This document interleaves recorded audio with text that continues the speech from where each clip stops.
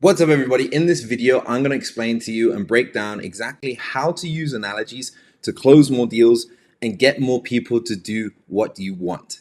And so if you don't know who I am, my name is Adam Taylor, and at Nomadic Closer, we run a done-for-you sales growth firm in which we specialize in taking teams and companies from anywhere between $100,000 to $200,000 per month to $1 million per month and beyond, completely hands-off and done for you.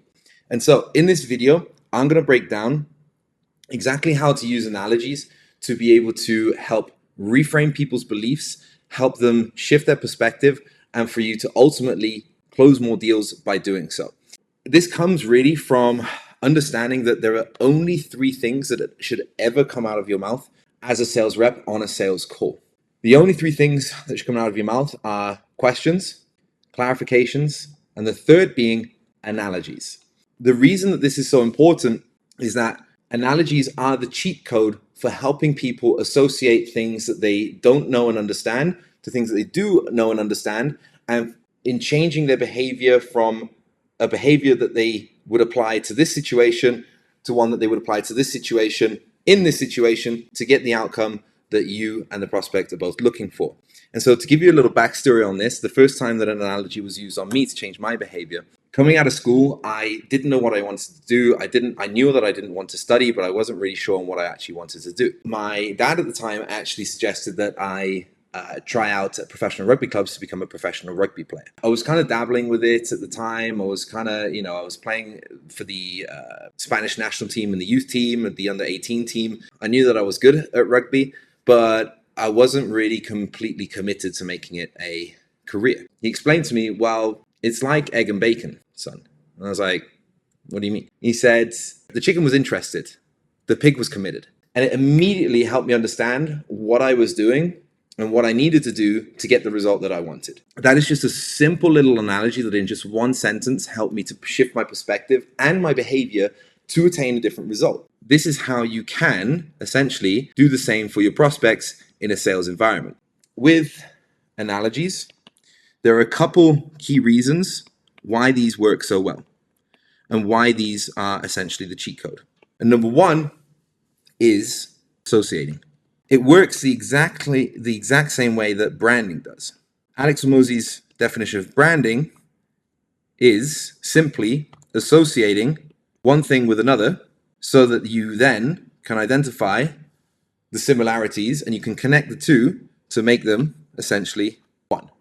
For example, if with an analogy, you have a prospect who is fearful of moving forward because they are uncertain of the path forward because they've never done it before, all you need to do is associate that situation with another situation in which they were also uncertain but found the certainty to move forward and got a positive result from it. Now, this unknown situation feels like a known situation, and they know the behaviors that they need to apply to this situation to get the result that they did in that situation. And so all it is an unknown over here and a known over here, and taking their thought process and behaviors and actions from here and bringing it over here. That is as simple as I can make an analogy. And so my tips for this would be, number one, practice this off your sales call and in the real world. Start thinking and communicating purely in analogies.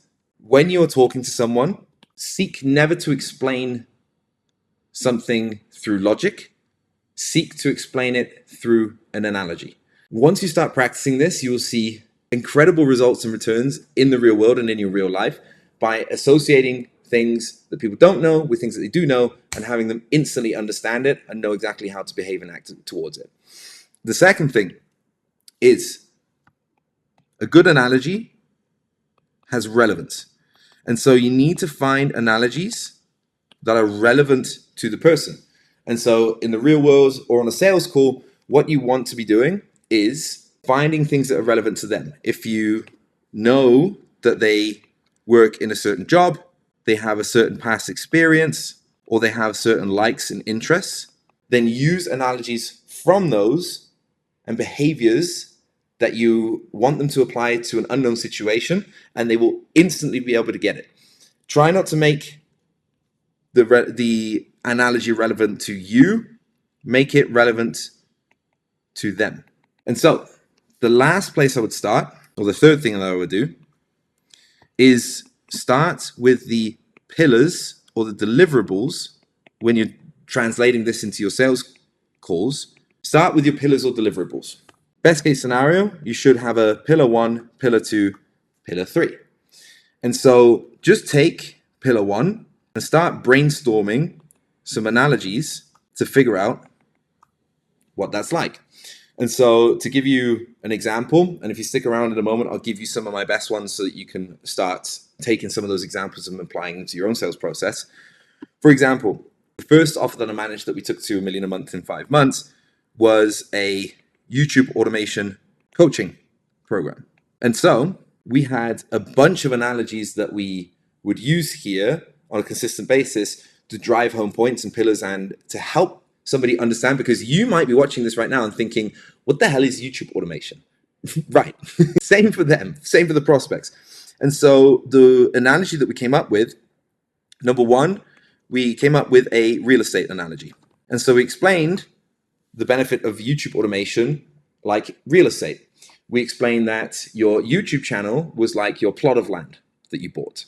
And the individual videos that you created were like the houses, huts, and hotels that you would build upon that land that would attract tenants, viewers, who would then pay you on a monthly basis through AdSense, through views, forever and a day.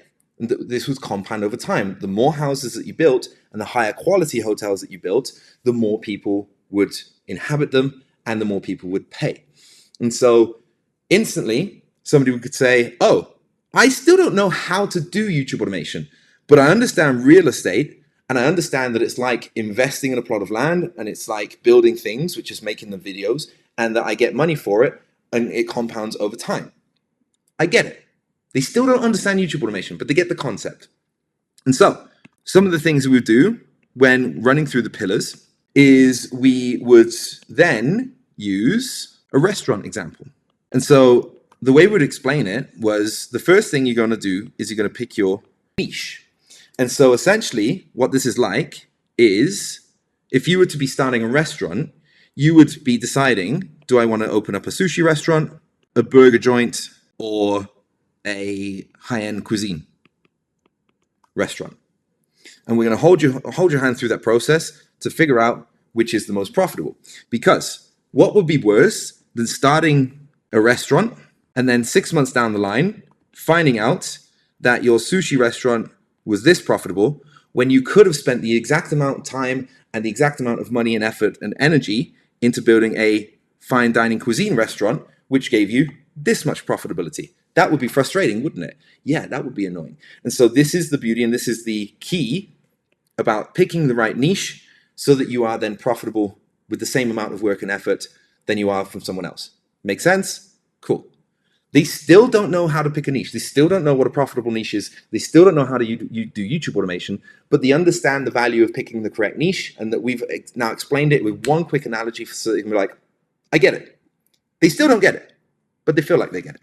And so this, I would start always with your program deliverables and your pillars for whatever it is you sell. What you will then want to do is figure out analogies for common objections, common problems, common issues that you have where people seem uncertain, fearful of moving forward, or uncertain and ask a lot of questions about a certain thing.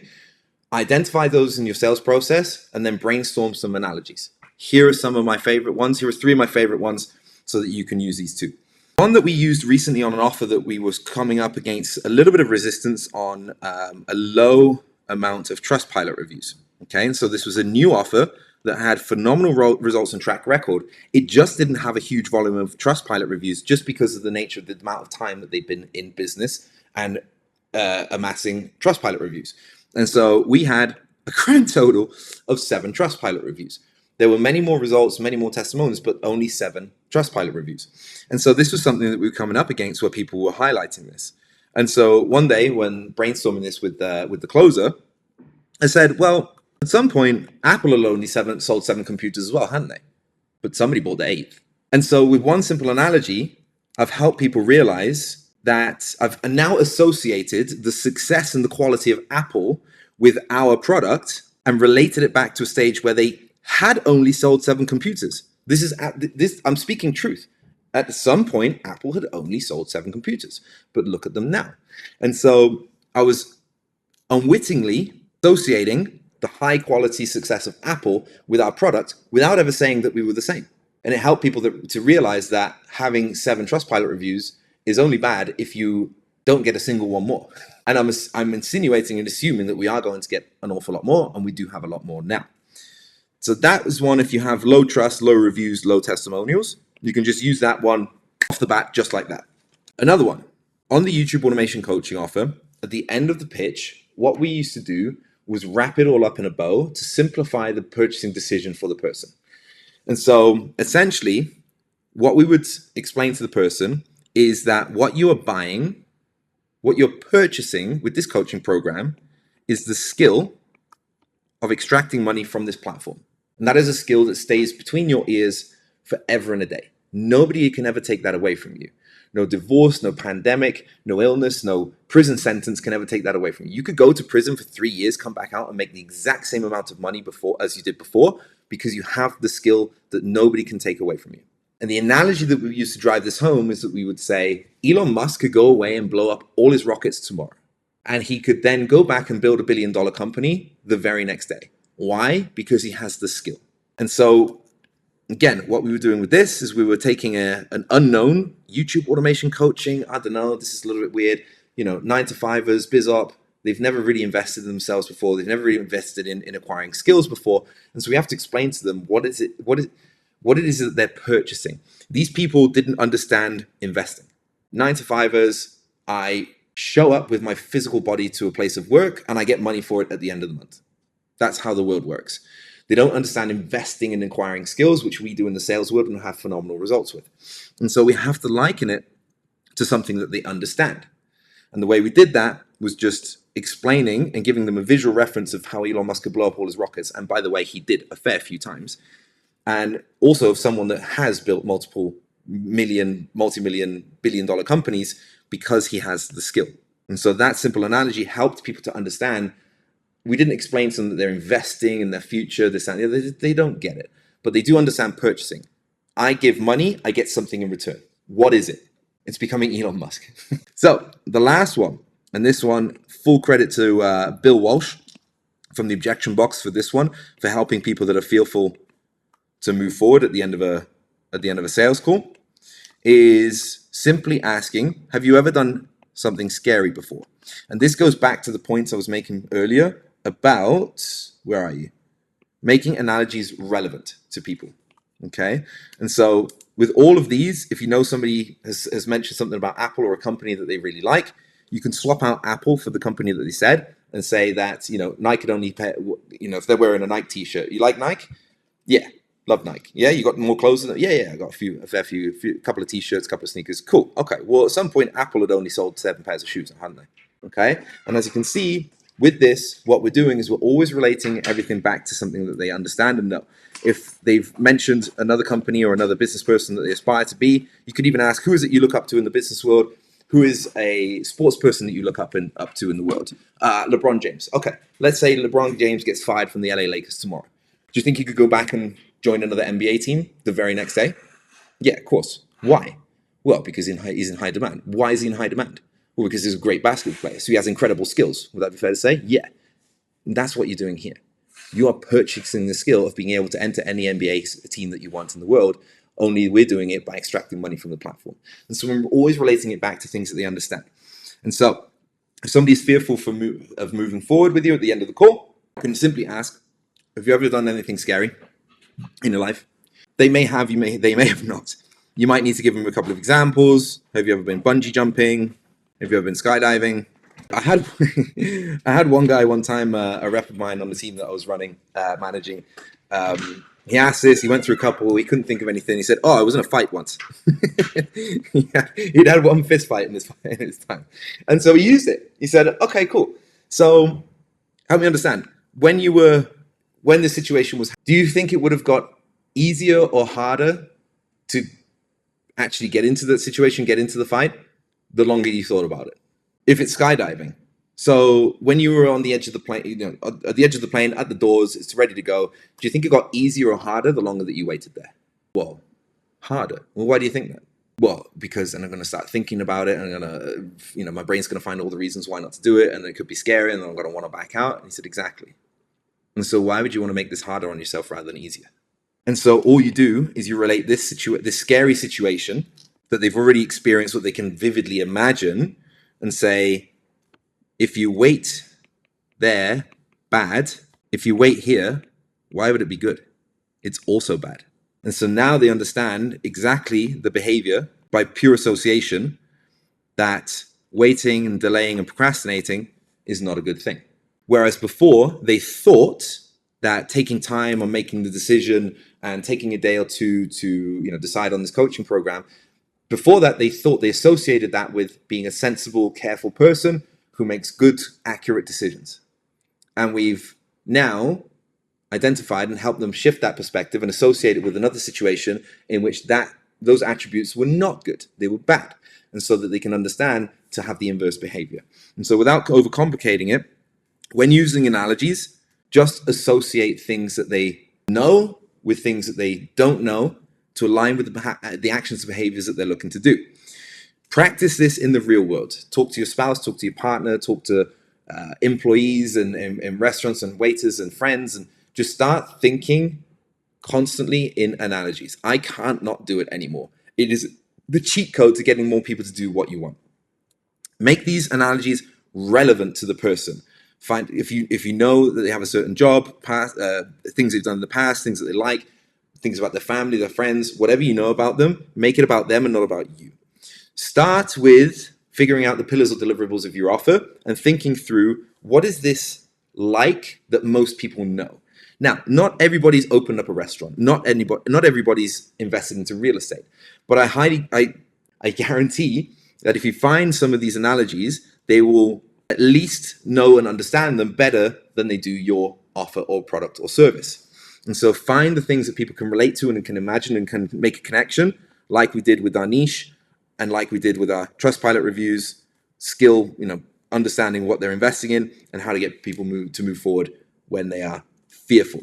And so if you like this video, make sure to comment underneath with your favorite analogies, what you took away from this. If you also like this video, make sure to subscribe so you don't miss any of these in the future. If you didn't like it, I do love you anyways. Thank you for watching. Catch you later.